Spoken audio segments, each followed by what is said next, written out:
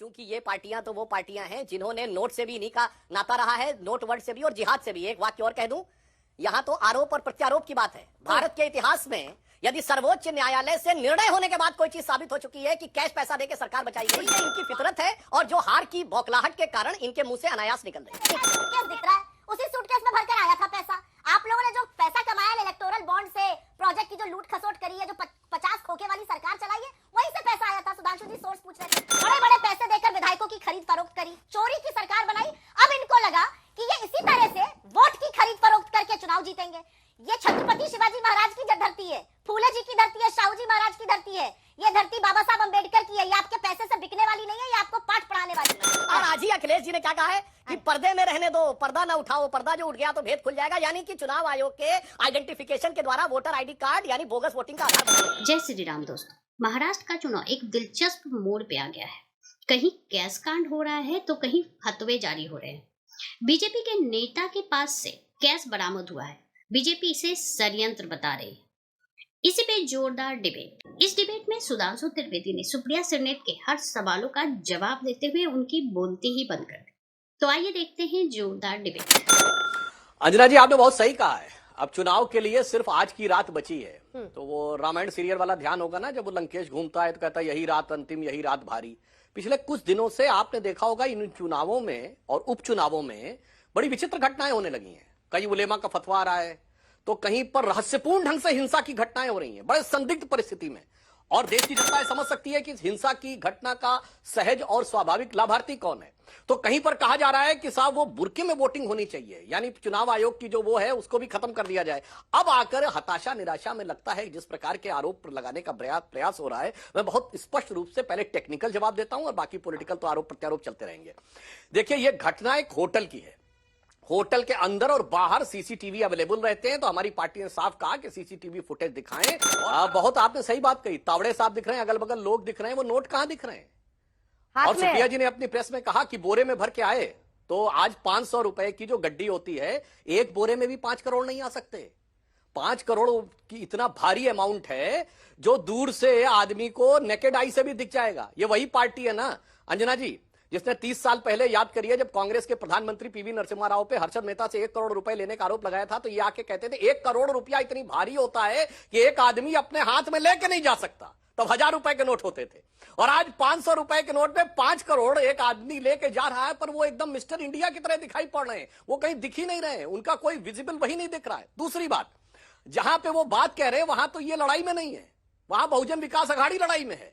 यानी अब स्थिति ये हो गई है कि जो दो पार्टियां सबसे ज्यादा, जिसे कहते हैं चाय से ज्यादा केतली गरम, वो कहने का बात कर रही हैं। और तीसरी बात मैं कह सकता हूं, हो सकता है कांग्रेस पार्टी को लगता हो कि 5 करोड़ तो इतनी छोटी रकम है, वो नहीं भी दिखाई पड़ रही तो क्या फर्क पड़ता है। जैसे झारखंड में इनके सांसद के घर में 350 करोड़ मिल जाते थे। नोटों की गड्डियां गिनते गिनते मशीनें गर्म हो जाती थी।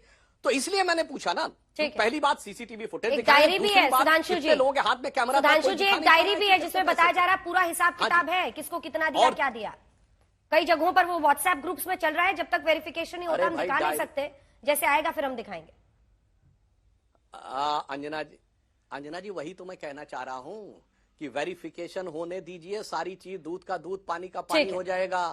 क्योंकि ये पार्टियां तो वो पार्टियां हैं जिन्होंने नोट से भी इन्हीं का नाता रहा है, नोट वर्ड से भी और जिहाद से भी। एक वाक्य और कह दूं, यहां तो आरोप और प्रत्यारोप की बात है। भारत के इतिहास में यदि सर्वोच्च न्यायालय से निर्णय होने के बाद कोई चीज साबित हो चुकी है कि कैश पैसा देके सरकार बचाई गई, तो आज से ठीक 30 साल पहले 1994 झारखंड मुक्ति मोर्चा रिश्वत कांड सुप्रीम कोर्ट में साबित हो गया कि जेएमएम के सांसदों ने पैसा लिया और सरकार बचाई। और वही लोग आज भी साथ में हैं, झारखंड में भी दोनों साथ में हैं। तो ये इनकी फितरत है और जो हार की बौखलाहट के कारण इनके मुंह से अनायास निकल रही है। सर्वप्रथम तो आपने सुधांशु जी से एक शब्द पूछा था, नैतिकता। नैतिकता और मर्यादा वो दो शब्द हैं जो नरेंद्र मोदी जी की भारतीय जनता पार्टी ने बेच खाए हैं, नीलाम कर दिए। ये दो शब्द, इनके लिए नैतिकता और मर्यादा नहीं है। इतिहास में जाएंगे तो आपका इतिहास बड़ा सियाह, बड़ा काला है, क्योंकि एक अकेले पार्टी के अध्यक्ष घूस लेने के दोषी पाए गए, 4 साल की सजा भुगती। वो भारतीय जनता पार्टी के बंगारू लक्ष्मण जी थे, हथियार की डील में रिश्वत लेते हुए दोषी पाए गए थे, आरोपी थे। फिर 11 साल बाद उनको सजा हुई, 4 साल की सजा काटी थी। यह आपका काला सिया इतिहास है, तो मेरा मुंह मत खुलवाइए। तावड़े जी के ऊपर 2-3 आरोप है, मैं उसको थोड़े से संक्षेप में बता देती हूं। तावड़े जी रहने वाले बोरीवली के थे, वो ईस्ट में, विरार ईस्ट में, विरार पूर्वी में चुनाव थम जाने के बाद वो क्या कर रहे थे? विरार पूर्वी में थे, चुनाव थम जाने के बाद उन्होंने पहला नियम का उल्लंघन किया, वहां पर वो क्या कर रहे थे? फिर जब बीवीए के लोग आ गए और उनको धर दबोचा तो वो हितेंद्र ठाकुर से हाथ जोड़ के कहने लगे मुझे जाने दीजिए, मुझे जाने दीजिए। उन्हीं के लोग इनका पैसा निकाल कर दिखाने लगे। साक्ष्य मांग रहे हैं सुधांशु जी। आज तक के चैनल पर मैंने देखा है सूटकेस दिख रहा है, उसी सूटकेस में भरकर आया था पैसा। आप लोगों ने जो पैसा कमाया इलेक्टोरल बॉन्ड से, प्रोजेक्ट की जो लूट खसोट करी है, जो 50 खोखे वाली सरकार चलाई है, वहीं से पैसा आया था। सुधांशु जी सोर्स पूछ रहे थे। और मैं 2 चीजें टेक्निकल बोल देती हूँ।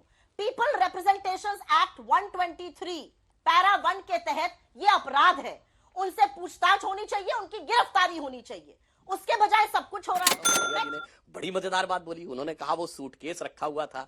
तो सुप्रिया जी एक सूटकेस बता दीजिए जिसमें 5 करोड़ रुपया आ सकता हो। वो कौन सी कंपनी का सूटकेस होता है जो वहां रखा हुआ था और गेट पे कैसे आता? हो सकता है आप लोगों को अनुभव ज्यादा हो, क्योंकि आपके सांसदों के यहाँ किसी को पश्चिम बंगाल में 60-65 करोड़ निकल आता है, तो किसी का 350 करोड़ निकल आता है, तो किसी का 25 करोड़ निकल आता है। और नोट और जिहाद दोनों शब्दों से आप लोग, तो हो सकता है टेक्निकली आपके अंदर आपको उस विषय का अनुभव ज्यादा हो, इसलिए पहले आपने बोरे की बात कही, आपने सूटकेस की बात कह दी। यही जो पल पल परिवर्तित प्रकृति वेश है ना, वो मन में संदेह उत्पन्न करता है। इसीलिए मैंने कहा कि यहां पे सिर्फ मामला एक नहीं है। यहां पे आप देख लीजिए जो वीडियो में दिखाई पड़ रहा है, किसके हाथ में पैसा दिखाई पड़ रहा है बताइए? बहुजन विकास अघाड़ी के कार्यकर्ताओं के हाथ में दिखाई पड़ रहा है, और वो भी होटल के अंदर है। अगर ये कह रहे हैं कि पैसा बांटा जा रहा था, यदि इनके हिसाब से तथाकथित पैसा, तो वहां पे होना चाहिए था जहां पर बस्ती हो, वहां सिर्फ भाजपा कार्यकर्ता बैठे हुए।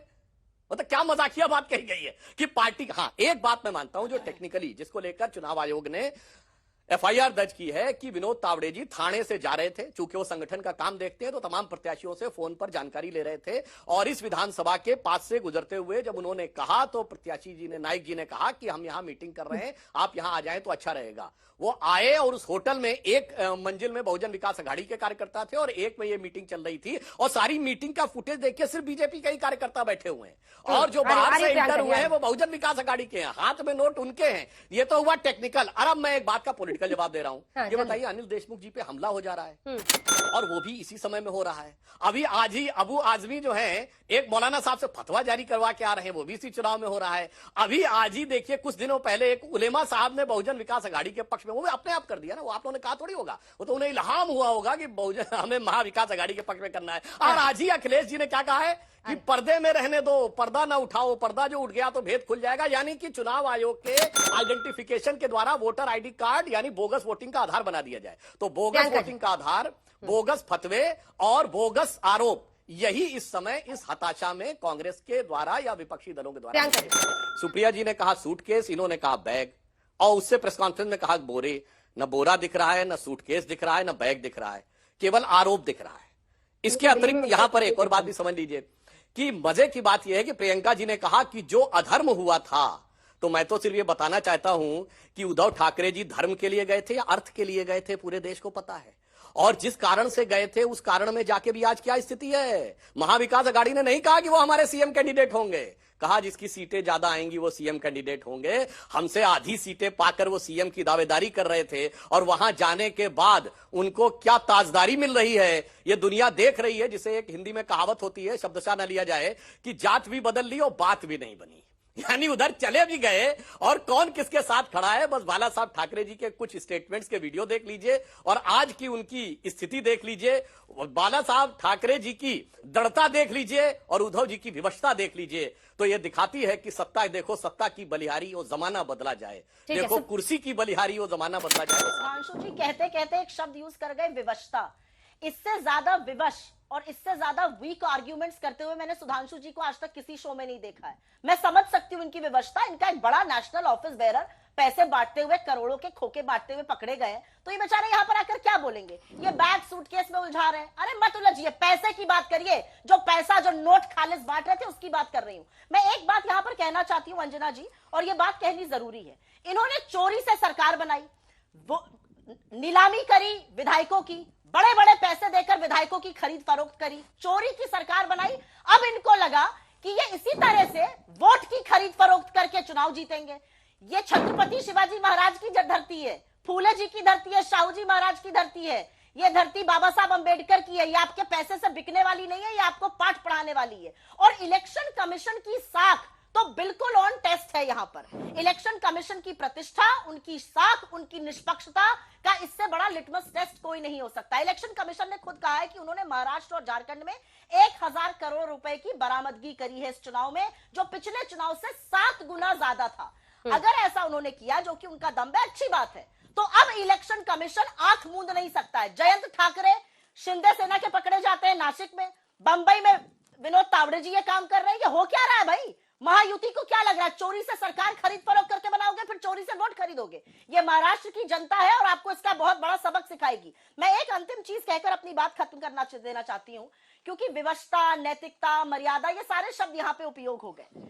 अगर विवशता ना होती तो नरेंद्र मोदी जी बीच चुनाव छोड़ के भागते नहीं। अगर विवशता ना होती तो अमित शाह जी का पोस्टर से फोटो नहीं हटाया जाता। अगर विवशता ना होती तो योगी जी के बयान पर पंकजा मुंडे से लेकर अजीत पवार जी और अशोक चव्हाण जी बिदक ना जाते। आप ही के लोग हैं। अगर विवशता ना होती तो सिर्फ फुटौवल ना मचता, और अगर विवशता ना होती आपकी तो ये टिप बीजेपी से ना आती। ये असलियत है आपकी। देखिए, सुप्रिया जी ने कहा औपचारिक अंतरराष्ट्रीय सम्मेलन में भाग लेने के लिए प्रधानमंत्री जी गए, वो तो घूमना होता है। और राहुल गांधी जी बगैर किसी औपचारिक उसके जाते हैं विदेश में, वो तो राष्ट्र की सेवा होती है। तो घूमने कौन जाता है और कौन ऑफिशियल डिप्लोमेटिक मिशन पे जाता है, ये मैं दर्शकों के विवेक पे छोड़ता हूं। मुझे इनसे उत्तर की अपेक्षा नहीं है। अब दूसरी बात मैं बताता हूं, अभी मत बोलिए, मैं आपकी बात शांति सुन रहा था।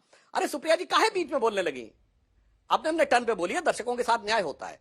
अब आइए, इन्होंने कहा विवशता की बात, तो मैं दर्शकों को याद दिलाना चाहता हूं, राहुल गांधी जी का टिकट वितरण के बाद बयान था ना महाराष्ट्र में, कि उन्होंने नाराजगी व्यक्त की कि गठबंधन सहयोगियों को कांग्रेस ने ज्यादा सीटें दे दी। बोलिए वो सही था कि गलत? यह है विवशता का प्रमाण, जो राहुल गांधी जी के उस बयान के बारे में, जिसके बारे में कांग्रेस ने आज तक उसको विड्रॉ नहीं किया कि इनकी मजबूरी थी। दूसरी विवशता देखिए, यूपी में सपा कांग्रेस कहती थी हम भाजपा को साफ कर देंगे, सपा ने कांग्रेस को साफ कर दिया, एक को सीट नहीं दी। उसके बाद भी झंडा बरदार बने खड़े हुए हैं। यह होती है विवशता। और अभी छत्रपति शिवाजी महाराज का नाम दिया सुप्रिया जी ने।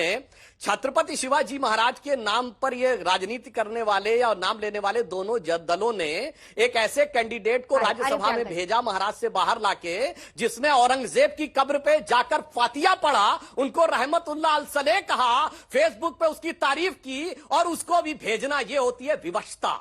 तो मैंने विवशता बता दिया क्या होती है, कि औपचारिक डिप्लोमेटिक मिशन को घूमना कहना और घूमने को राष्ट्र की सेवा कहना विवशता है। टिकट वितरण में आपके साथ झटका हो जाए, सहयोगी दल ज्यादा ले जाए महाराष्ट्र में, वो विवशता है। उत्तर प्रदेश में 0 सीट मिलना विवशता है। और शिवाजी महाराज के जन्म स्थल वाले इस राज्य में से औरंगजेब को की प्रशंसा करने वाले को राज्यसभा बाहर से। प्रियंका जी का जवाब इस डिबेट को लेकर आपकी क्या राय है, हमें जरूर बताएं। हमारे साथ जुड़े रहने के लिए चैनल को लाइक या सब्सक्राइब करना ना भूलें।